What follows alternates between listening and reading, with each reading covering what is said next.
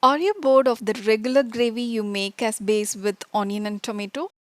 Try this Aloo Bhindi gravy for your roti or pulao. It tastes and smells amazing.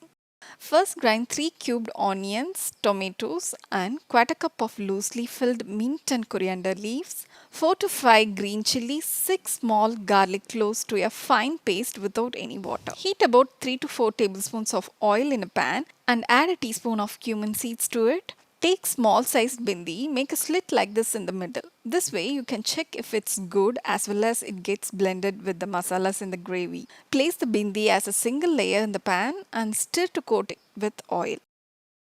Slice potato like this thickly. Place the potatoes in the pan and stir to coat them in oil. Cook covered for 3 to 4 minutes.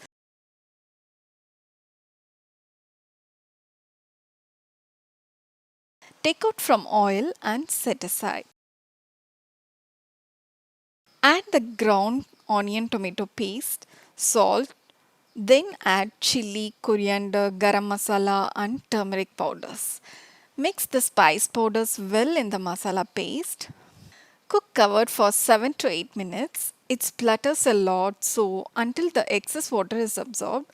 Masala paste becomes shiny. Cook it well. Then add the fried potato and bindi, 1 cup of water and mix well.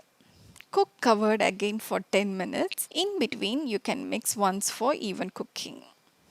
Once the potatoes are cooked, you can switch off the flame. It should not be overcooked, should retain its shape. You can make it slightly gravyish or semi-gravy as per your choice. Just make sure to balance the tartness of tomato with spice. We had it with peas pulao, but it also goes well with roti. Do give it a try and don't forget to let me know the feedback.